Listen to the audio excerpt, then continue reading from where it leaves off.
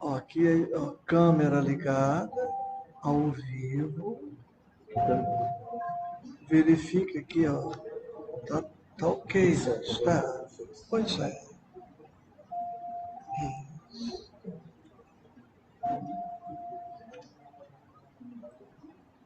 Semana passada nós tivemos aqui uma dificuldade, por isso estamos dando uma checada agora na parte técnica.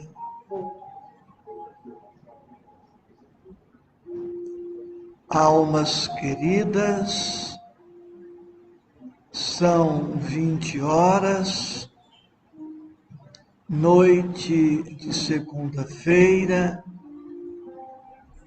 e Jesus, em seu amor indimensional, nos enseja este encontro, este reencontro.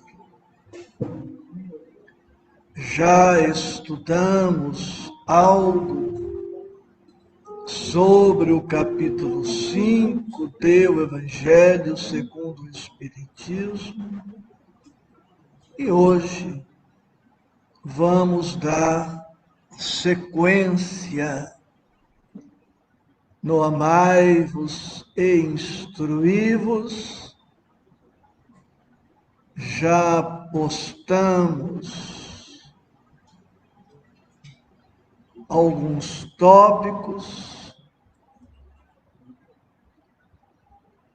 e para o grupo que está presente, põe aqui na frente, e para os companheiros que estão aqui, disponibilizamos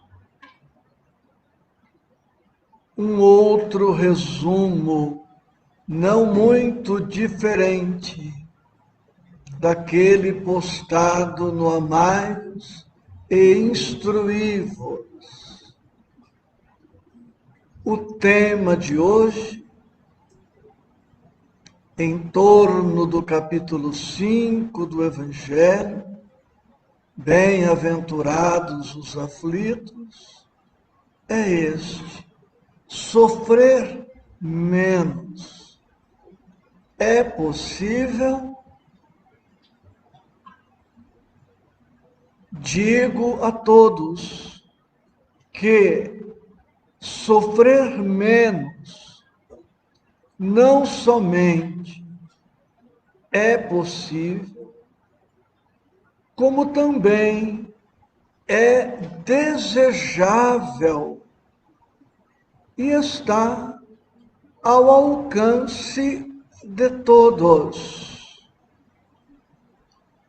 Todos nós temos o direito de desejar sofrer menos e, sempre que possível, eliminar os sofrimentos.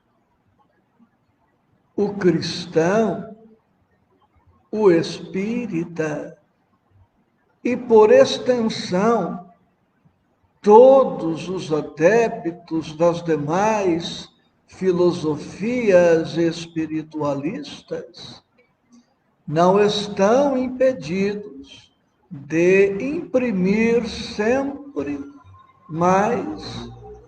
maior qualidade de vida. E estejamos certos de que, pela vontade de Deus, todas as criaturas humanas sofreríamos bem menos do que temos sofrido até aqui. Eu tenho várias palestras organizadas e uma delas por título Sofra, mas não se aflija. Uma coisa é sofrer outra é adicionar sofrimento ao sofrimento. E este sofrimento adicionado ao sofrimento inicial, quase sempre é desnecessário, é inútil, prejudicial e descartável. O primeiro item do capítulo 5 do Evangelho é justiça das aflições. Na semana passada, estudamos este tópico com o tema Todos sofremos. Isto é justo? Este tópico, justiça das aflições, foi a inspiração para aquele estudo. Dando sequência nos tópicos do capítulo 5, encontramos o próximo, que é causas atuais das aflições, que estão nos itens 4 e 5. Observa aos companheiros presentes e aos mais distantes que hoje, como nas demais noites, a nossa abordagem é sinótica, é resumida, posto que é praticamente impossível esgotarmos qualquer tema cristão, qualquer tema espírita. E trago de cada item uma síntese bastante apertada. Neste tópico, causas atuais das aflições, vemos que as criaturas humanas são sempre as maiores responsáveis por suas aflições. Não é Deus, não é a espiritualidade, não é o obsessor, não é o vizinho, não é o parente, não é o amigo, o companheiro, e nem mesmo os flagelos destruidores.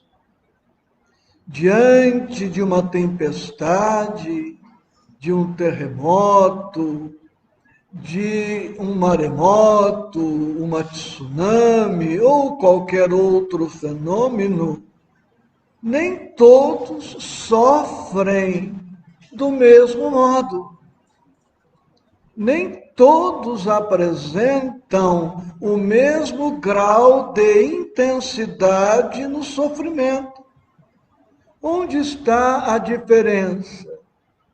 Em nós, na criatura humana, nas nossas condições que vamos abordando.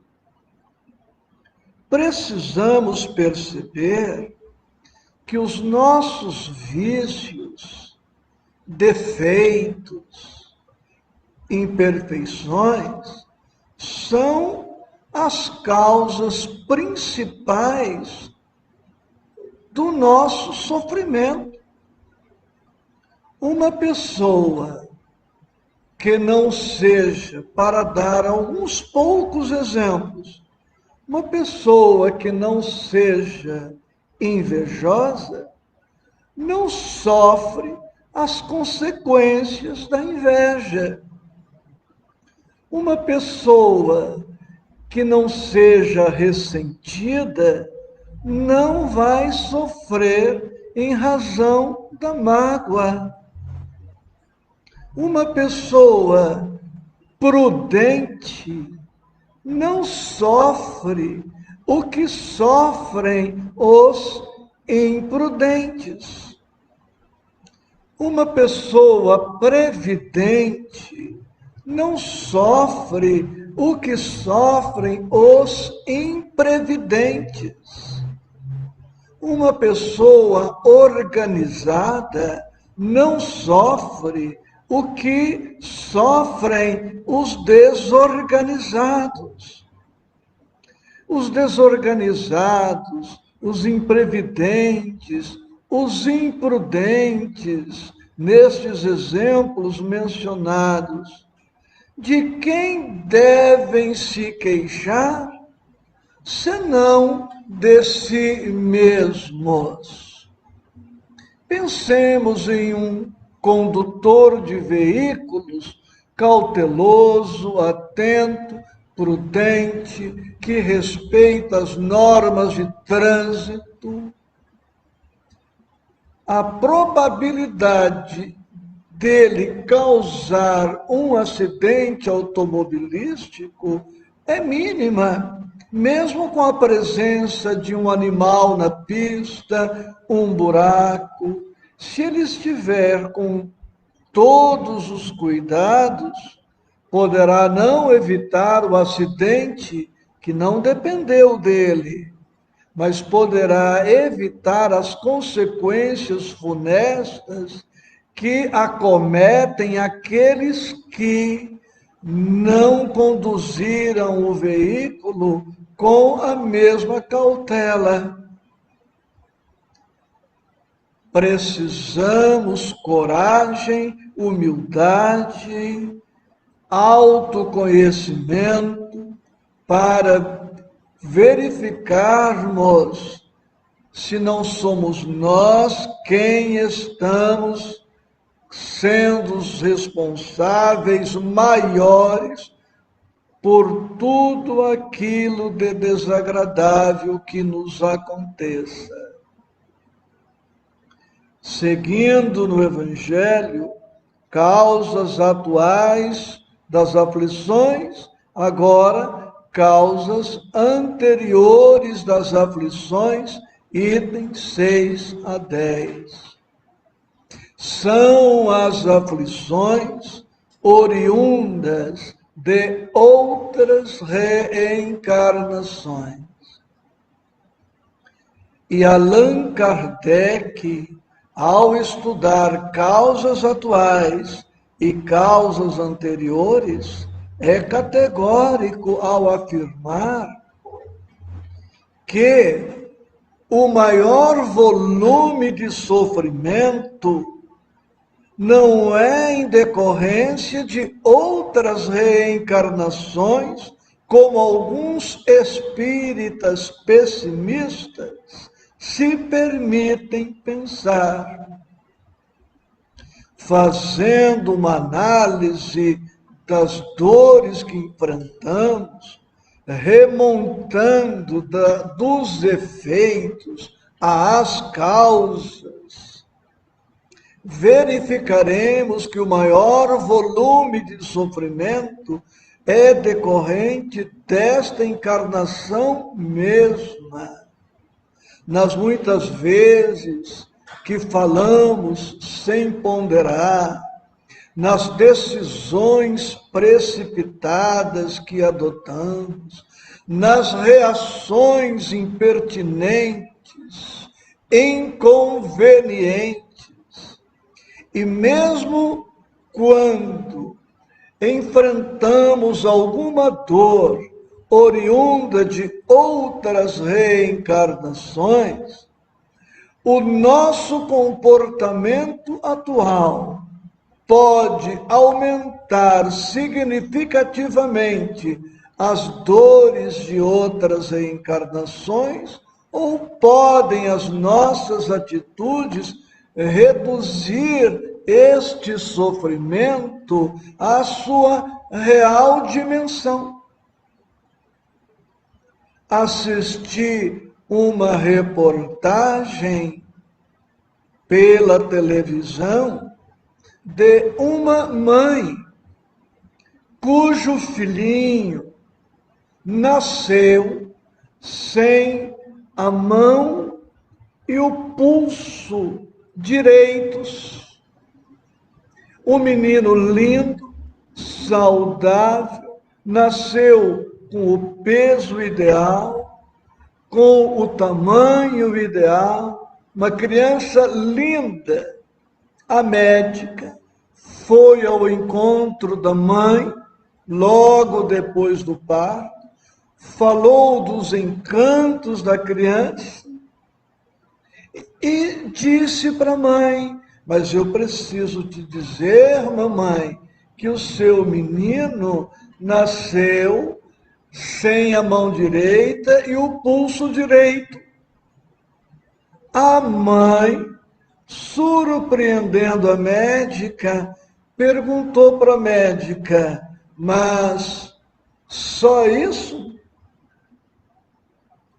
Só isso? E a médica ficou impactada, porque esperava, talvez, que aquela mãe se debulhasse em pranto, em desespero, em revolta, em queixa. E a mãe, muito serenamente, perguntou: mas só isto? E a médica, surpresa, disse: só isto.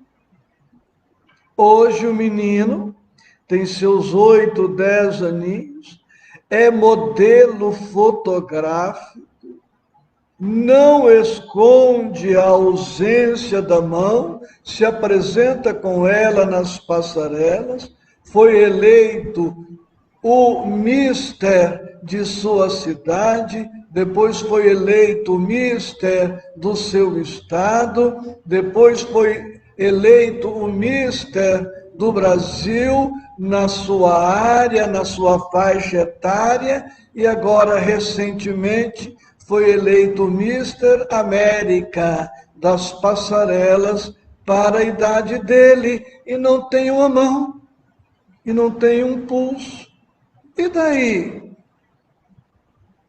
Então, notemos que mesmo quando recebemos agora o efeito de nossas escolhas de outras encarnações, a nossa atitude, o nosso comportamento podem contribuir poderosamente para minimizar os efeitos e até cessá-los inteiramente. E por que colhermos o resultado de escolhas inadequadas de outras reencarnações? Porque hoje o corpo é outro, a personalidade é outra, o contexto é outro, mas o espírito é o mesmo. A dívida que eu contraí ontem e não quitei, me acompanha no dia de hoje. Não é porque entre o dia de ontem e o dia de hoje temos uma noite a separar os dias que a minha dívida está prescrita, desapareceu, não devo mais aquela conta. Assim também sucede com o espírito imortal, que tem muitas existências reencarnatórias, mas uma só vida.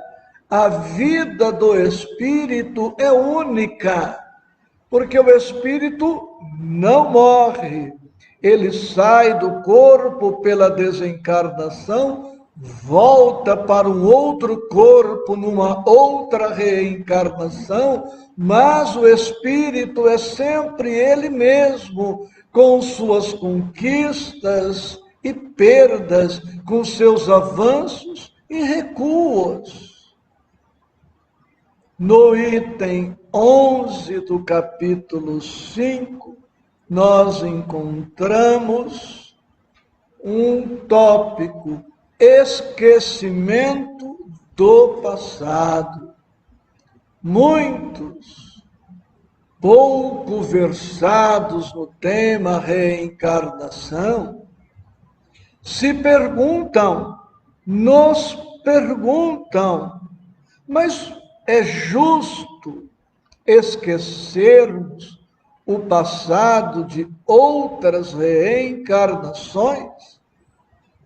Digo a vocês que não somente é justo, como é também necessário e saudável. Seria contraproducente, prejudicial, causa de muitos e irreversíveis desequilíbrios, o espírito, ao reencarnar, retomar integralmente as suas memórias.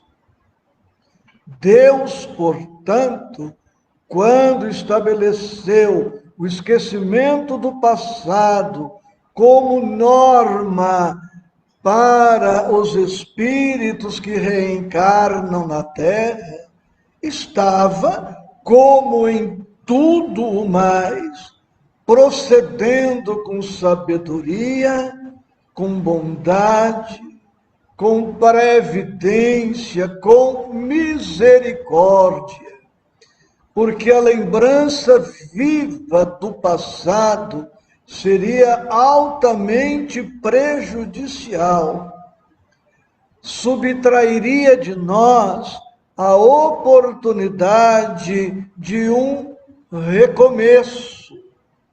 Mas este esquecimento do passado não é absoluto. Deus nos permitiu, ao reencarnar, duas coisas que nos bastam: a voz da consciência e as tendências instintivas.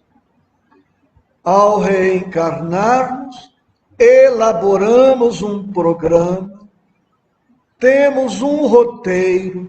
Este roteiro é arquivado em nossa memória, trazemo-lo no subconsciente.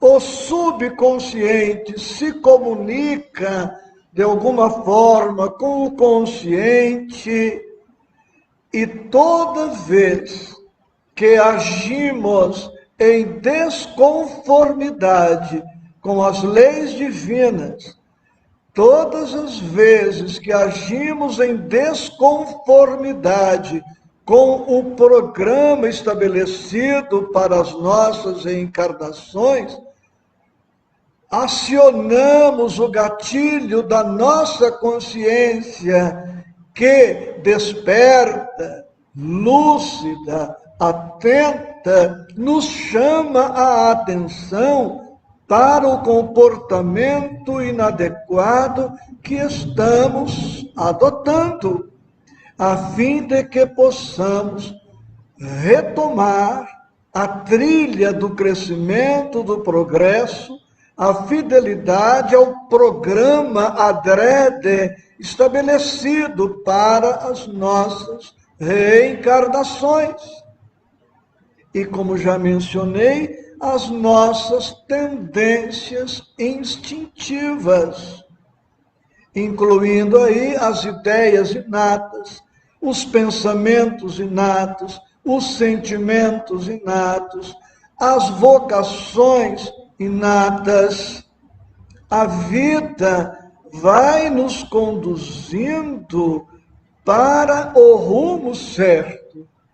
Se fizermos um estudo da nossa trajetória, verificaremos que ao longo dela fomos levados para os locais ideais, encontramos as pessoas certas, nas circunstâncias certas, em todos os períodos, desde a infância, começando pelos pais. Não é por acaso que eu tive os pais que tive, que você teve ou tem, os pais que você teve ou tem, os irmãos, e assim todas as pessoas. Em lances decisivos da minha vida, constatei que, de repente, alguma circunstância, algum fator me levava ao encontro desta ou daquela pessoa, desta ou daquela situação.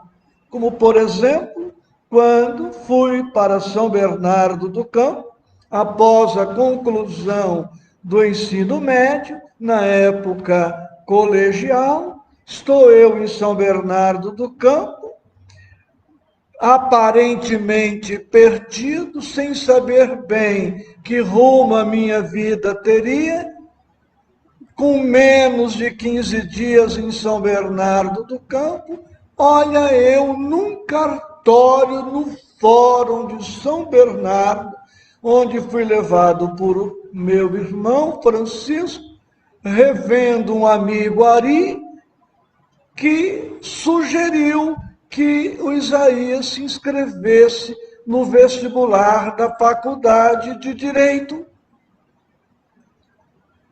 Não tínhamos dinheiro para fazer a inscrição no vestibular, e o Ari disse, se o problema for esse, eu empresto, está aqui o dinheiro, vai lá, inscreva-se. Passei no vestibular, entrei na faculdade, a história é longa. Um dia voltei para pagar o Ari, e ele falou, não, você não me deve nada. Eu disse que era empréstimo, mas na verdade eu dei para você aquele dinheiro. Vejam como é que esse Ari apareceu na minha vida. E assim, todos aqui poderiam relatar muitas situações. Se nós obedecermos às tendências instintivas, uma outra tendência minha, a vocação religiosa, ora, tudo me levou para a igreja, tudo me levou o tempo todo para Deus, para o culto, para o Cristo, para a Bíblia, mais tarde para a doutrina espírita. É só seguir estas tendências que vamos bem, mais a voz da consciência, mais a assistência dos espíritos bons, mais a experiência daqueles que nos rodeiam, que nos amam, e seguimos mesmo sem nos lembrarmos claramente do nosso passado reencarnatório. Nos itens 12 e 13, nós temos o tópico motivos de resignação.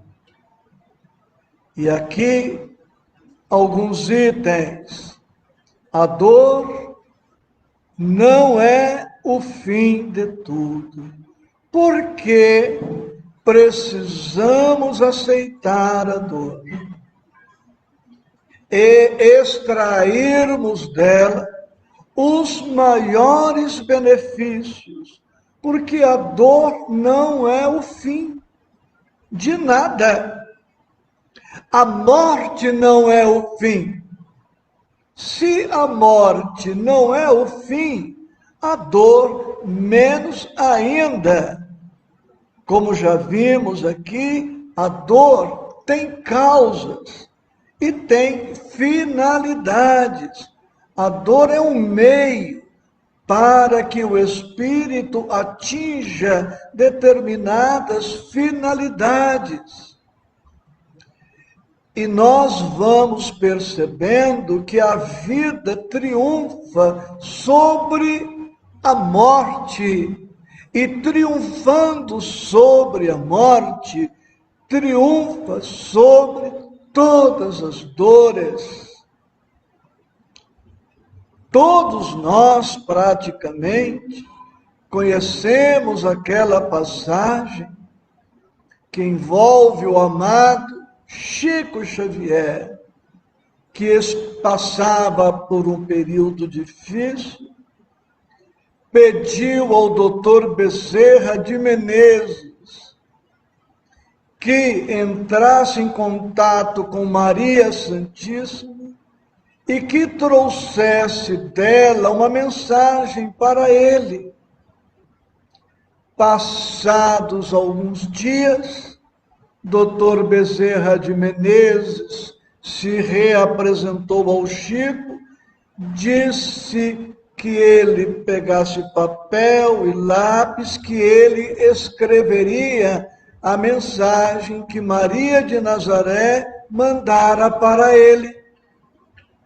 Chico se posicionou e o doutor Bezerra de Menezes escreveu: isto também passará.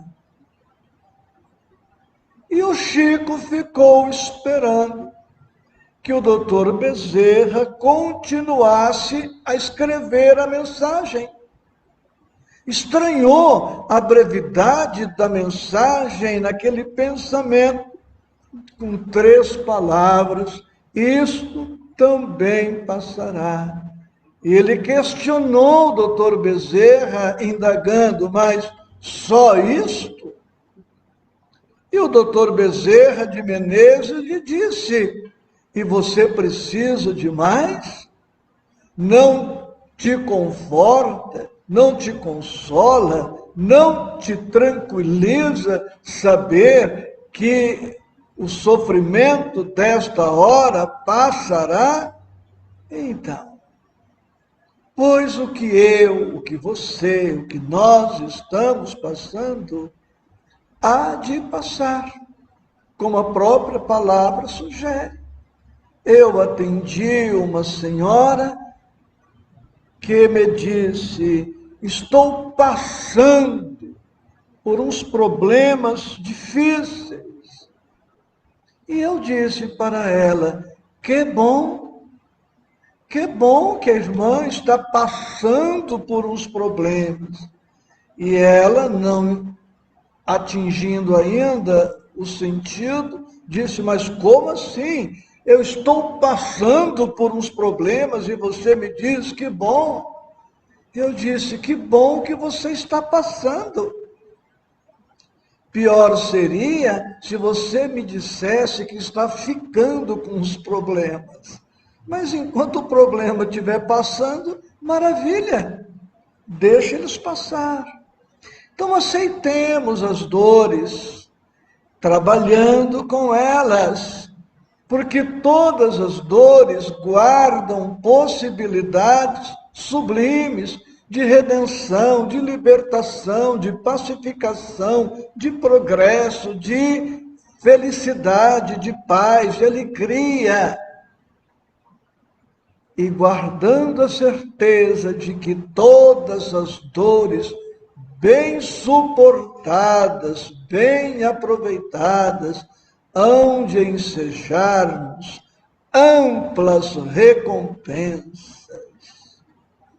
O trabalhador honesto, por vezes, pode se cansar no seu mês de trabalho, mas quando recebe os proventos a que fez jus, todo o cansaço passa, desaparece.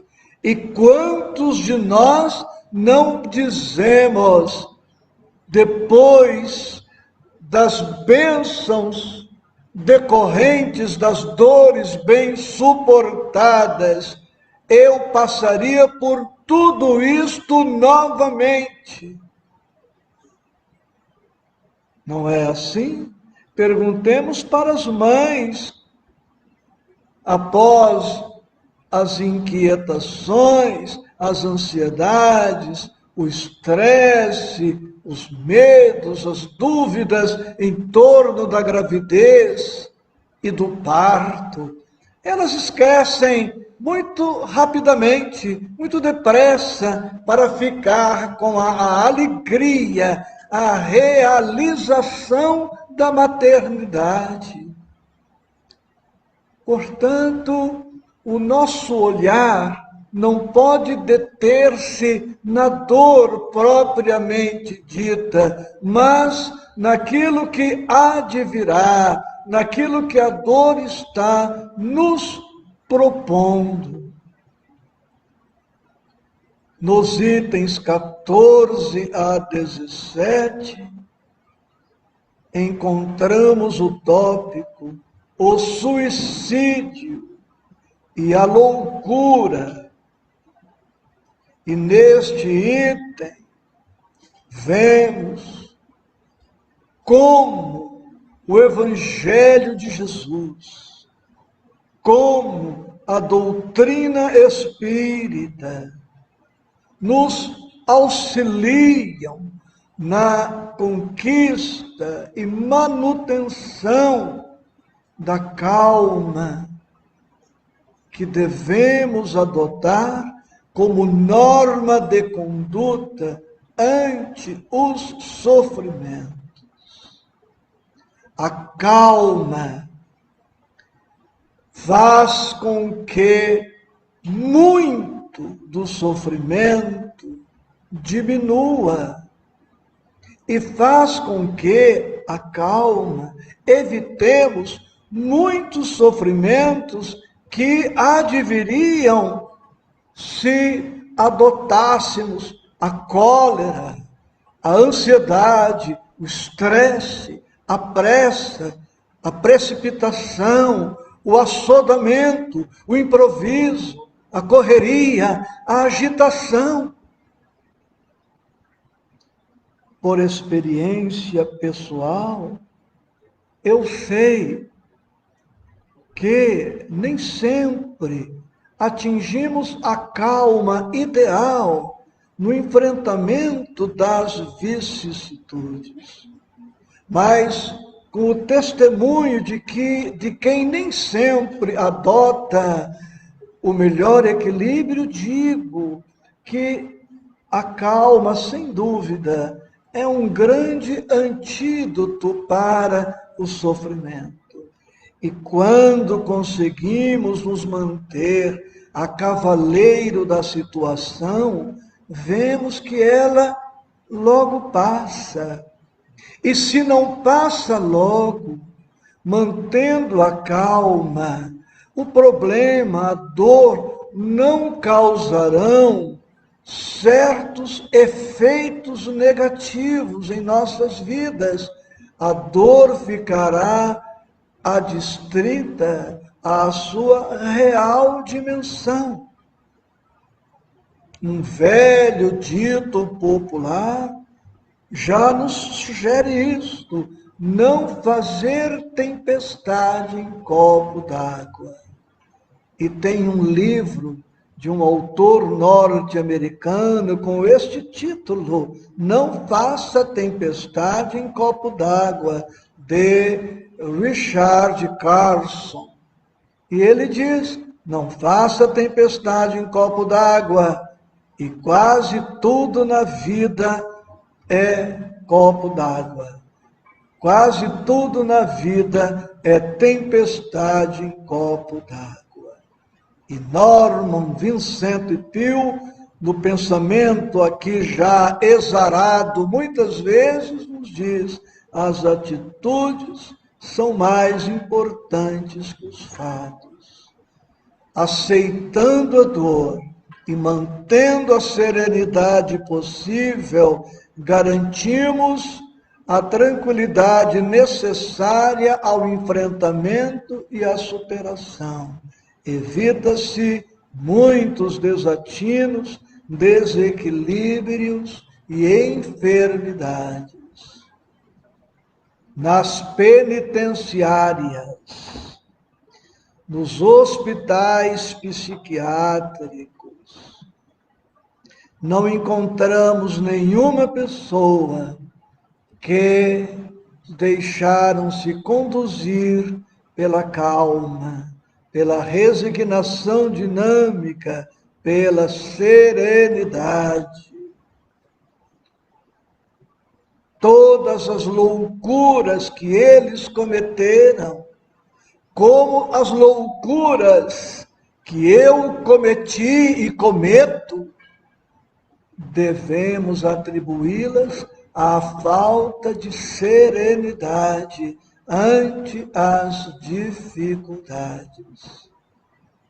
E eu me recordo aqui do filósofo Vanderlei Luxemburgo, técnico de futebol. Seu mais recente emprego foi ser técnico do Palmeiras. E parece-me que é uma frase não original dele, extraída de uma letra de música. Vocês pesquisem aí. Vanderlei Luxemburgo diz que problema sem solução é problema resolvido. Tem solução? Tem. Vamos ao encontro dela. Não tem solução? Então está resolvido. Não há muito o que fazer. Nada de ir contra a maré, nadar contra a correnteza, expressão antiga, dar murro em ponta de faca, né? Ficar empurrando pedra acima na montanha, segundo a mitologia grega, castigo que foi atribuído a Sísifo, né? O castigo era para Sísifo rolar uma pedra montanha acima. E toda vez que Sísifo estava atingindo o topo da montanha, exausto, cansado, vencido, a pedra rolava montanha abaixo e Sísifo tinha que descer a montanha e novamente tentar subir com essa pedra, sabendo que ao chegar lá, ele não conseguiria pôr a pedra onde deveria. Vocês não fazem nada da meia-noite às 6? Pesquisem aí no Google. Sísifo, Deus Sísifo. Queridos, olha que coisa boa, cheguei no 1/3 do capítulo 5, sendo ligeiro, hein? Semana que vem, não, mas na outra, voltamos com bem e mal sofrer, o mal e o remédio. A felicidade não é deste mundo. Perda de pessoas amadas, mortes prematuras. Se fosse um homem de bem, teria morrido. Os tormentos voluntários e outros mais. Que Jesus a todos sempre nos abençoe.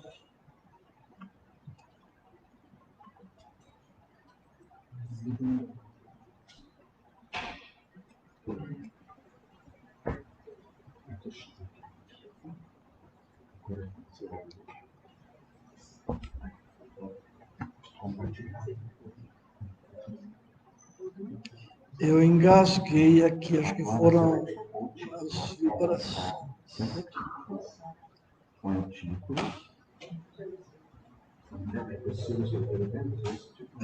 Sofrer menos é possível? Menos exclamação. É possível? Interrogação.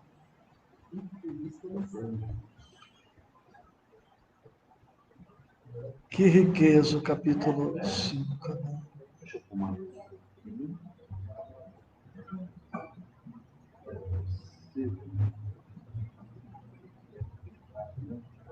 Você vai ser publicado. Depois que você for título, você foi publicado. Se você não for até o final e não apertar publicar, ele não publica. E aqui, Hamilton? Tá. Não estou conseguindo entender. Isso é ainda. Vou dar uma olhada. Tá, então sente-se aqui. Não estou conseguindo entender porque está dizendo que está transmitindo ao vivo, encerrar vídeo. Olha lá, está até aqui, encerrar vídeo. Ó. Vamos encerrar o vídeo.